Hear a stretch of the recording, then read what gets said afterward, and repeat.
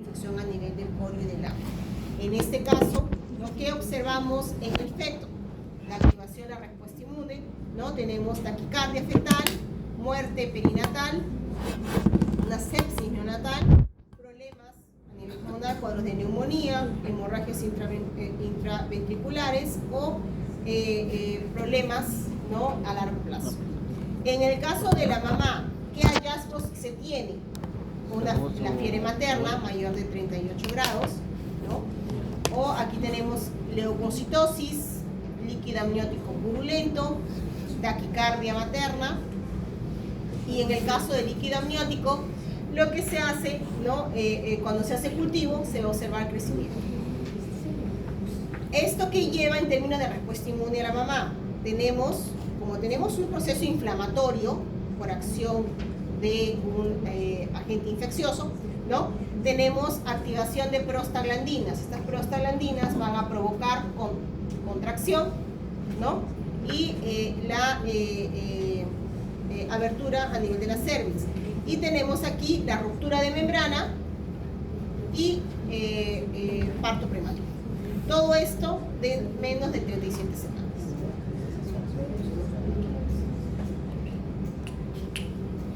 Bien, entonces aquí vemos infecciones durante el embarazo, no, durante el parto.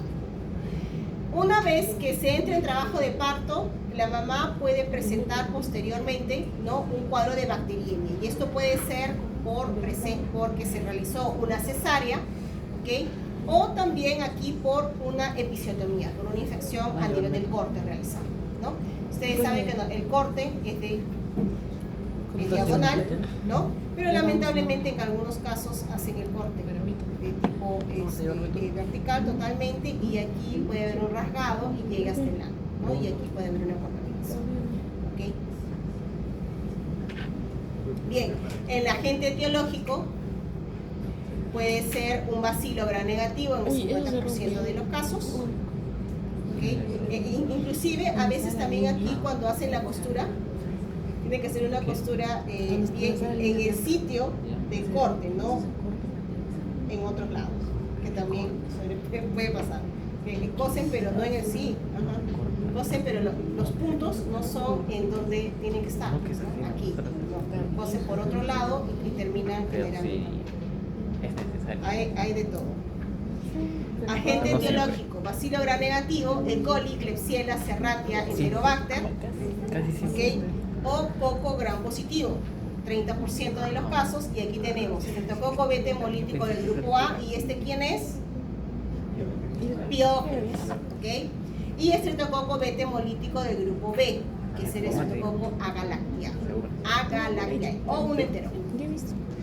¿Okay?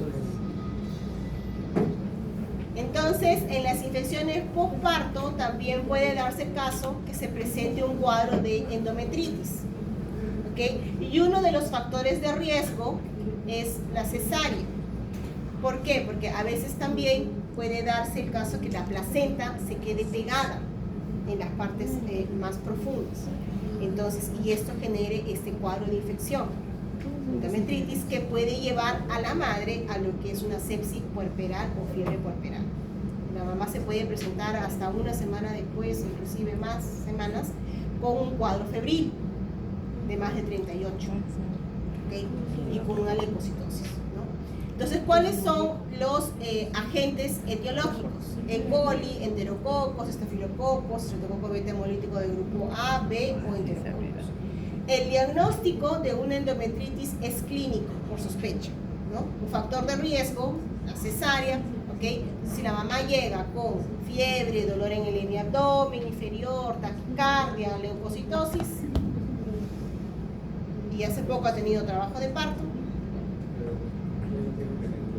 Cuando hablamos de una endometritis puerperal, el agente causal puede ser de tipo polimicrobiano, y aquí tenemos, vean, E. coli, estreptococo, Enterococcus fecalis, Gardnerella vaginalis, Mycoplasma, Ureaplasma, Prevotelio. Los agentes causales de vaginosis bacteriana, ¿no? O puede ser tipo monomicrobiana, 24 horas después, las primeras 24 horas, Staphylococcus aureus, Piógenes, aquí está el Agalactiae, Streptococcus agalactiae, Clostridium. Tardía, más de una semana, y aquí puede ser la clamidia. Como ven, no son agentes causales nuevos, ya los hemos mencionado en otras patologías. Y el laboratorio les ha indicado cómo se reconocen en las pruebas. ¿Okay? Una infección postparto, aquí tenemos una endometritis, puede llevar a una fiebre puerperal. Y aquí tenemos justamente más de 38 grados y pueden darse en las primeras 24 horas, como pueden darse hasta 6 semanas después del parto. ¿Cuál es el agente causal? Una endometritis, una infección por herida quirúrgica, aquí tenemos una episiotomía, ¿no? ¿Okay? Una mastitis puerperal, pielonefritis, aquí tenemos, por ejemplo, abscesos o la tromboflebitis pélvica séptica, que es rara, ¿no? Pero se puede dar. ¿Y quién es el agente causal? Tenemos 50% de los casos, nuestro amigo, compadre del curso, Streptococcus pyogenes. ¿Okay? Toda la vida metida en todo, exactamente. Entonces, eso es importante, recuerden, ya lo hemos visto en clases pasadas, ha habido seminarios, recordar, en este caso, cuáles son los factores de virulencia. La proteína M. Ajá. La E. coli, recordar 20 a 30%. Entonces, si ven estos microorganismos, tienen que recordar sus factores de virulencia, que lo hemos visto repetidas veces. ¿Okay? Staphylococcus aureus, Clostridium, Streptococcus pneumoniae, también está aquí, miren, generando una fiebre puerperal, ¿no? De un 2 a un 5%. Pseudomonas, ¿okay? Klebsiella acinetona.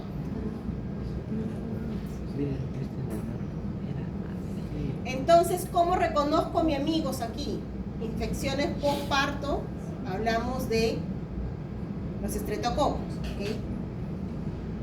Veamos, este de aquí, este flujograma, ya no es nuevo, ya debe estar de memoria, así, grabado, impregnado, como una fotografía, así, ¿ok? Inclusive en laboratorio, ¿no? Si mal no me acuerdo, hay una diapo, en donde, creo que al inicio del curso, que mostraba flujograma de varios tipos de microorganismos, y ahí ustedes decían, yo me acuerdo cuando yo les decía a los chicos y les mostraba, no se preocupen, con calma, no se jalen los pelos, me dicen, ¿qué es eso? ¿No? Bueno, ahorita que ya están al final del curso, ese flujograma ya debe estar acá, ¿ok? Porque ahí están las principales pruebas bioquímicas y los medios de cultivo. Recuerden los medios de cultivo de su clase de cultivos también, y sus pruebas bioquímicas, porque eso les va a ayudar al diagnóstico todo el tiempo en varios tipos de enfermedades, ¿ok? Entonces, ustedes mismos hagan sus cuadritos para que eso les ayude, les oriente, porque el microorganismo de nuevo se repite en varias infecciones, ¿ok? Bien, entonces tenemos el estreptococo. El estreptococo sabemos, gram positivo, catalasa ¿Aureus? no, estreptococos. Catalasa negativo. ¿Ok? Entonces, ¿y el estafilococos? positivo. Ok. Aureus. ¿Y el aureus? Guabulasa positivo. Guabulasa positiva, a diferencia de un epidermidis o un saprofito. ¿No? Recuerden. ¿Ok? Todos son gram positivos. Entonces, aquí tenemos en nuestro flujograma, ¿no? Por el patrón hemólisis. ¿Ok? Las hemolicinas que tienen los estreptococos, que es un factor de virulencia que tienen, ¿no? Entonces, alfa hemólisis, beta hemólisis y gamma hemólisis. Alfa hemólisis significa parcial, por eso es que en el cultivo de agar sangre, yo lo veo de qué color. Ya, se ve un halo, pero cuando es alfa hemólisis, ¿de qué color lo veo? Tengo una hemólisis, sí sé que hay una hemólisis, pero ¿de qué color lo veo? Verdoso, ¿no? Por color verdoso, porque es parcial. ¿Ok? A diferencia de una hemólisis total, que es esta de aquí, amarilla. ¿Ok? Entonces, esta hemólisis parcial, ¿no?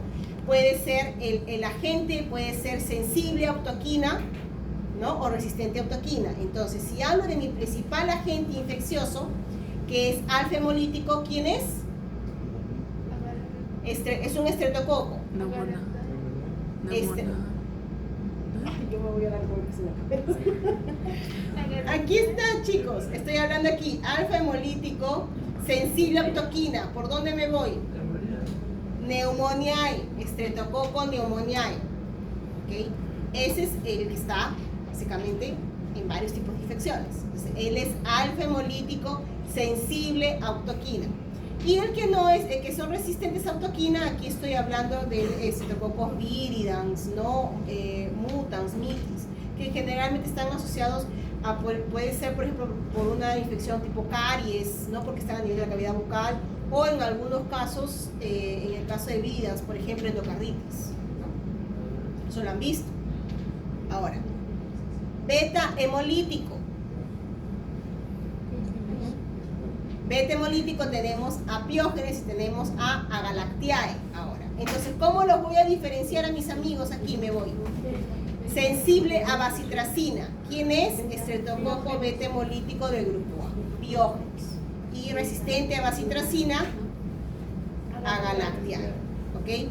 Ahora, para la parte del laboratorio hay una prueba muy interesante que se denomina prueba de Camp, que está aquí, o test de Camp. ¿Ok? ¿Por qué la profesora ha colocado esto? Porque esto es positivo únicamente para Streptococcus agalactiae.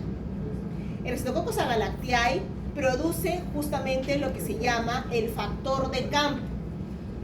Este factor de Camp amplifica la hemólisis. Y esto es lo que vemos aquí. ¿Cómo es la prueba de Camp? La prueba de Camp, yo utilizo agar sangre, ¿no? Y aquí abajito, aquí de forma vertical, yo tengo, siembro una muestra que yo ya sé cuál es, que es Staphylococcus aureus. Esa muestra ya está identificada, no es muestra problema. Aquí. Yo hago una siembra, ¿no? Así, taca, taca, taca, taca, taca, vertical, Staphylococcus aureus. ¿Y cuál es mi muestra problema? La que yo no sé qué es, pero yo sospecho que puede ser agalactiae, pero de repente también es Piógenes, ¿no? Entonces, esa la voy a colocar aquí, de forma horizontal. Voy a dejar unos centímetros de diferencia, más o menos unos 3 centímetros más o menos, aquí, entre la muestra de estafilococo con mi muestra problema, y aquí yo voy a sembrar de forma horizontal la muestra que yo no sé quién es. Entonces, cuando es agalactiae, solo si es Streptococcus agalactiae, me va a aparecer este patrón de crecimiento, que es en forma de la punta de una flecha, como ven aquí, la punta de una flecha. Cuando da positivo, la prueba de Camp es positiva. ¿Y quién da eso? Streptococcus agalactiae. Si no, si no se forma, significa. Si no se forma, no es agalactiae. Puede ser otro tipo de repente es Piógenes. ¿Okay? Y bueno, aquí los gamma hemólisis, ¿no? Enterococos. No hemos conversado mucho sobre ellos. Bien, infecciones neonatales. Las infecciones neonatales, ¿no? Hay una clasificación, en general estamos hablando de ese tipo de infecciones que son importantes, causas de morbimortalidad en neonato, ¿ok? Ahora, el diagnóstico es en base a una sospecha clínica. Hay factores de riesgo, ¿ok? Y tenemos aquí de tipo congénitas, ya sabemos que son aquellas que atraviesan la barrera placentaria, por ejemplo, rubiola, citomegalovirus, VIH. Perinatal, ¿no? Cuando hay contacto con alguna secreción de la mamá, por ejemplo, sangre, ¿no? O se transmite justamente por el conducto, a nivel del parto. Entonces tenemos aquí gonococo, que ya lo hemos mencionado antes, la clamidia, ¿no? Cuadros de conjuntivitis, Streptococcus beta hemolíticos del grupo B, E. coli, VIH, ¿ok? O virus del herpes. Postnatal, ¿no? Cuando hay algún contacto, tal vez a nivel de la leche o sangre, ¿no? O la saliva. Y aquí tenemos, por ejemplo, estafilococos o por la leche materna, el virus linfotrópico, citomegalovirus, VIH. Bien, entonces aquí hablamos de infecciones maternas transmitidas al feto, ¿no? Que generan infecciones congénitas, por ejemplo, la rubiola congénita. La clase pasada hablamos de infecciones sistémicas y les mencioné, no recuerden que como infección sistémica tenemos, por ejemplo, el caso del sarampión, ¿no? Que genera aborto, pero no genera enfermedad congénita, a diferencia de la rubiola, que genera aborto y genera infección congénita. ¿Okay? Citomegalovirus, en algunos casos cuando hay cierta latencia en la mamá, también puede darse el caso. VIH, varicela zoster, también, virus del herpes, hepatitis B, ¿no? Aquí tenemos... Cuando dice congénito, o sea, ¿solamente hepatitis B es persistente para toda la vida? ¿O a qué se refiere persistente? ¿Dónde está? Efectos de en hepatitis B. Ah, sí, en algunos casos sí, ya nacen con hepatitis B. Hay niños que ya, al momento que nacen, son detectados, tienen que tener cuidado toda su vida. En cambio, en los otros pasan. ¿Ah? En los otros, al ser congénitos, solamente pasan. No es persistente. Ah, no, este de aquí, Lo limita. sí, no, este de aquí, lo que pasa es que esta diapositiva no la hice yo. Pero no, aquí, no, Es que para el examen. No, aquí, bueno, en este caso, estas infecciones congénitas van a reflejarse en diferentes alteraciones, en algunos casos malformaciones, vamos a ver algunos detalles de algunos de ellas. Entonces, esta infección congénita genera justamente un problema, no que sea justamente contagioso, ¿no? Pero sí genera aborto, o cuando hay nacimientos, hay algunas alteraciones, por ejemplo, en algunos casos ceguera, ¿no? O problemas de convulsiones durante el crecimiento. Tiene alguna enfermedad persistente. Bien, aquí tenemos la treponema, ¿no? En el caso agente causal de la sífilis, también hay una sífilis congénita. Mencionamos aquí la listeria monocitogenes, que también lo comentamos la clase pasada, ¿no? La listeria monocitogenes que afecta a personas inmunosuprimidas, susceptibles, mujeres gestantes y neonatos, ¿ok?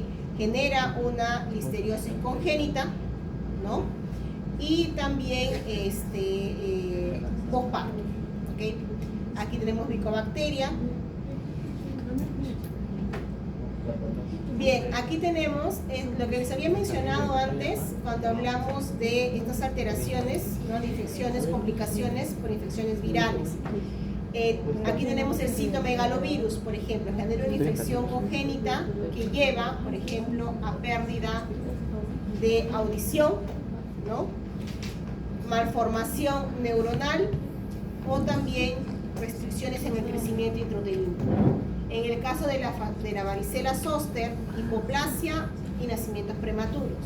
La rubiola, el niño llega a nacer pero tiene problemas en su crecimiento, restricciones por la misma infección a nivel de crecimiento. El virus del herpes, alteraciones neurológicas, ceguera y convulsiones. VIH por transmisión vertical, las hepatitis, ¿no? Cuando hay aborto, nacimientos prematuros. El ébola también, aborto espontáneo, el asavirus, el virus de influenza, nacimientos prematuros, pero con alguna alteración, ¿no? A nivel de crecimiento o malformaciones congénitas, en el caso del Zika, la microcefalia, ¿no?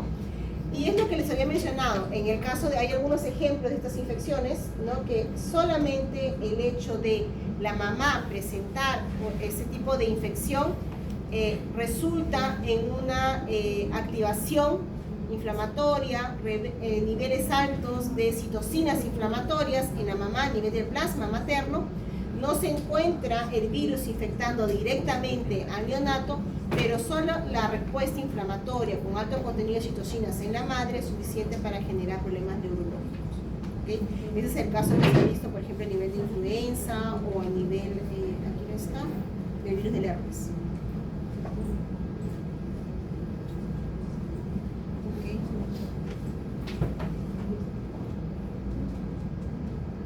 Bien, aquí vamos a ver en el caso de las infecciones neonatales.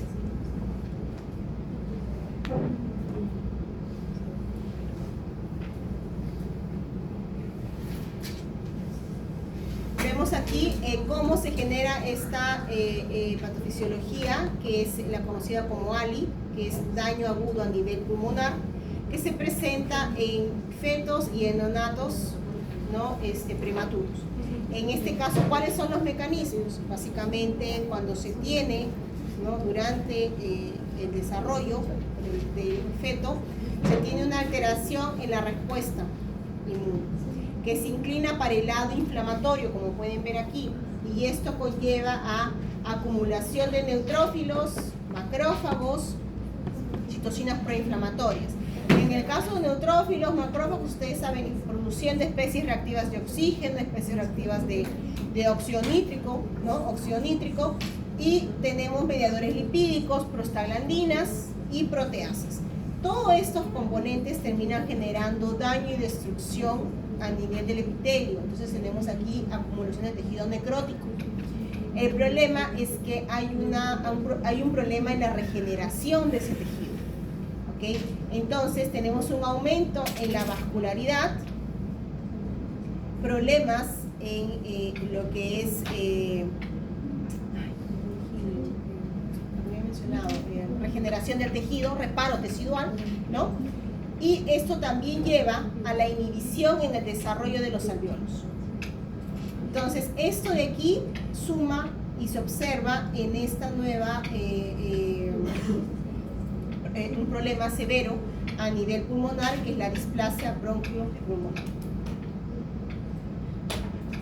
¿En qué casos se ve este problema? Está asociado, y lo vemos aquí, originado principalmente cuando se presentan cuadros de coriomionitis, como caso prevalente. Tenemos exposición de citocinas inflamatorias, ¿okay?, que llevan justamente a estas lesiones a nivel del pulmón. Esto de aquí también se observa en nacimientos, esto lleva a nacimientos prematuros, en donde requieren, aquí se expone el neonato a altos niveles de oxigenación, y esto lleva a la presencia de especies intermediarias de oxígeno, ¿no?, el ROS, y óxido nítrico. Y tenemos aquí, en nacimientos prematuros, el uso de ventilación mecánica, genera trauma, ¿no?, proceso inflamatorio. Esto lo vemos aquí un poquito, en este gráfico. Tenemos reclutamiento de abundantes neutrófilos, macrófagos, produciendo NO, ¿no?, produciendo ROS, ¿okay?, especies reactivas de oxígeno, como lo vemos aquí. Esto de aquí es el ROS, ¿okay?, y esto genera alteración a nivel del epitelio, ¿okay?, tejido necrótico, y hay disminución en el reparo de ese tejido. Lo vemos aquí también, por ejemplo, esto originado por una coriomionitis, se genera un proceso inflamatorio, reclutamiento de diversos tipos celulares, neutrófilos, hay generación de células necróticas, ¿okay?, tenemos formación, incremento de vascularidad, hay acumulación, por ejemplo, aquí de fibroblastos, fibronectina, aumento de problemas, ¿no?, en la coagulación, activación, y esto lleva justamente a estos diversos tipos de patologías. Vemos aquí algunas infecciones neonatales, en el caso de la listeria de nuevo, ¿no?, la listeriosis, que puede generar meningitis neonatal, posparto, ¿no?, Neisseria gonorrhoeae, vemos aquí cuadros de ceguera, la clamidia trachomatis también, papilomavirus, virus del herpes, la candidiasis, ¿no?, nacen con candidiasis oral, Streptococcus lacteae, se observan cuadros de septicemia, lo mismo que bacilos gram negativos como el alcohol o el clostridio, tétanos. Bien, entonces algunas infecciones prenatales, las más importantes están dentro de lo que se genera, están como las siglas de TORCH, ¿no?, Toxoplasma, rubiola, citomegalovirus, herpes. Estas infecciones son secundarias a una infección materna durante la gestación, puede haber por contaminación de líquido amniótico o por vasos sanguíneos. Hay otros agentes infecciosos, claro que sí, tenemos VIH, listeria, treponema, hepatitis, parvovirus. Aquí, para poder comentar un poquito sobre la sepsis materna, ya fue un tema de seminario de la clase pasada, recuerden que aquí se origina por una infección, ¿no?, un agente infeccioso, entonces tenemos reconocimiento, reclutamiento, proceso inflamatorio. Tenemos aquí, por ejemplo, una bacteria gram negativa como agente causal, los PRR reconocen. Aquí tenemos activación, reclutamiento, citocinas inflamatorias, activación de la respuesta inmune adaptativa. Dentro de todo este proceso se va a haber daño tecidual. Entonces tenemos aquí liberación de estas proteínas, ¿no? Que es el HMGB1, señales de daño, o el HSP. Y esto también va a generar activación de la respuesta inmune. Tenemos dentro de la activación del sistema de complemento, ¿no? Por un lado tenemos la generación de fragmentos opsonizantes y por otro lado, bueno, la formación de MAC, pero también se generan estos fragmentos como los fragmentos de C5 que están relacionados a la cascada de coagulación, y esto ayuda, ¿no?, a la deposición de fibrina, formación de microtrombos. Y en las formas más severas, aquí tenemos justamente lo que es el DIC, que es la coagulación intravascular diseminada, ¿okay?, que lleva a cuadros de hemorragia.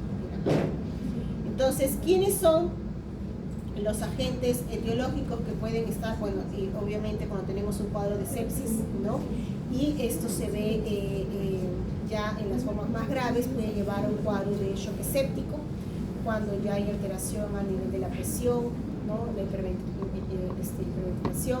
Y tenemos aquí como agentes causales, ¿no?,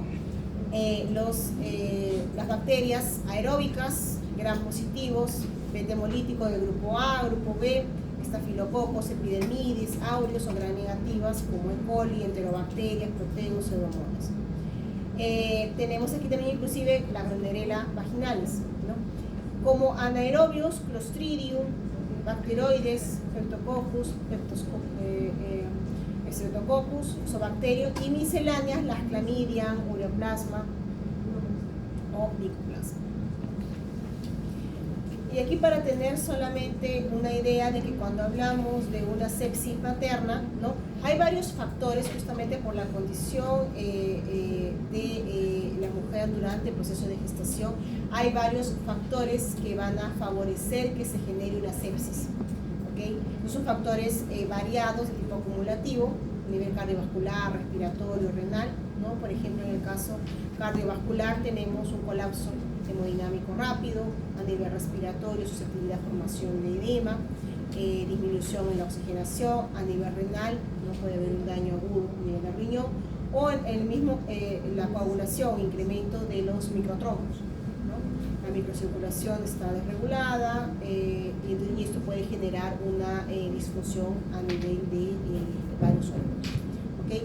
Entonces, eso solamente para tomar en cuenta que cuando hablamos de sepsis es un conjunto de alteraciones que se tienen durante el periodo de gestación. Eso lo vamos a ver obviamente más en detalle en sus cursos de fisiopatología, ¿no? Bien, aquí vemos cuando vemos aplicaciones, esta preguntita, y con esto vamos a cerrar la clase de hoy. Marque la alternativa incorrecta. Dentro de las infecciones neonatales, los principales agentes etiológicos están dentro de las siglas de Torch. Entonces, ¿quién no es? La A. Citomegalos y es herpes y es virus. Trichomonas vaginalis. Sería la A, no la tricomonas vaginalis. Esa es un ¿Ah? parásito. La trichomonas vaginalis. Pero y la opción correcta, ¿cuál es? En lugar de tricomonas vaginalis. Toxoplasma, que también es otra cosa, pero está dentro del Torch. Bien, bien, chicos, entonces no sé qué es. ¿Cuál curso 1129? Bien, entonces el grupo 4. ¿Nosotros? ¿Era el grupo 3? Grupo 3, grupo 3. Go. ¿Esperamos segundos? Generalmente principalmente uterinas, sí, uterinas, no, uterinas es interferograma, pero son menos citotóxicas.